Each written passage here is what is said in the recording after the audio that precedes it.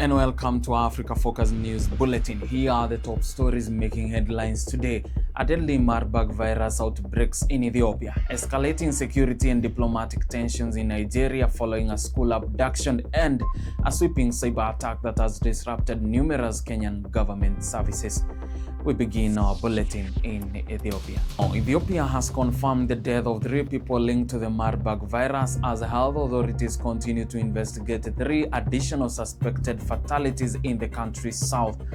The health ministry made the announcement earlier yesterday, just days after declaring an outbreak in the Omo region, which borders South Sudan.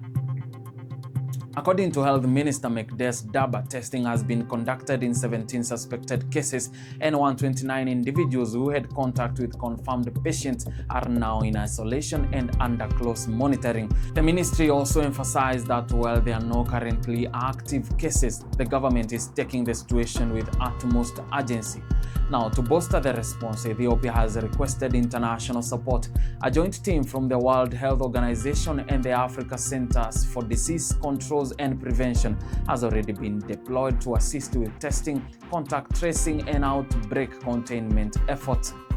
Now, Marburg is a rare but severe viral fever, similar in many respects to Ebola, and carries a high fatality rate. The government's early action and the involvement of global health agencies are being closely watched by regional and international partners who are taking swift action to contain any further spread.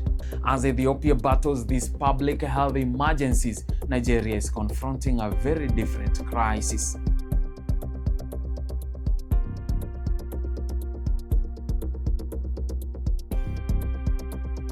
Now, on to West Africa. Nigeria's foreign minister has confirmed that high-level discussions are underway with the United States following recent threats made by President Donald Trump over what he describes as persecutions of Christians by terror groups in Nigeria. Trump's rhetoric sent shockwaves through diplomatic channels, raising serious concerns about possible U.S. intervention. Now, adding to the tensions, recent school abductions in Nigeria's northwest has reignited fears of insecurity and terror. Gunmen attacked a boarding high school in Kebbi State before dawn on Monday. In the tragic assault, 25 schoolgirls were abducted and at least 1 staff member was killed. No group has yet claimed responsibility for the attack, leaving families and security agencies scrambling for answers. Security analysts warn that this is a deeply painful moment for the nation. The Institute for Security Studies reflected on how such attacks reopen old wounds more than a decade after the infamous Chibok abductions. The trauma and fear remain. The Institute also pointed to a grim reality that these abductions generate illicit economic gains for terrorists, while Nigerians feel increasingly vulnerable and abandoned by their government. The Nigerian government has condemned the kidnapping and loss of life, while also urging renewed international and domestic support to secure the girls' safe release and bring those responsible to justice. As diplomatic talks with the US continue, many ask, what comes next? And can Nigeria protect its citizens while navigating a complex web of regional and global pressure? And from West Africa's security challenges, we turn to East Africa, where a different kind of threat has struck. Now, in a striking cyber incident, several Kenyan government websites across key ministries have suffered a coordinated cyber attack. Reports from local media and digital forensic experts suggest that the breach affected a wide range of agencies, including health, education, labor, environment, ICT, tourism, energy, water, and the interior.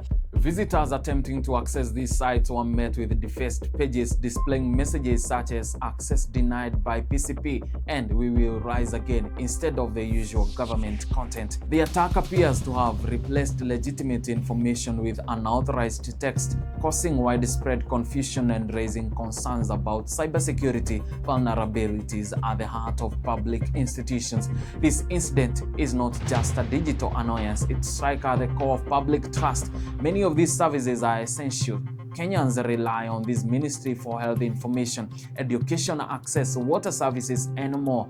The fact that so many were simultaneously compromised suggests a high degree of coordination and sophistication.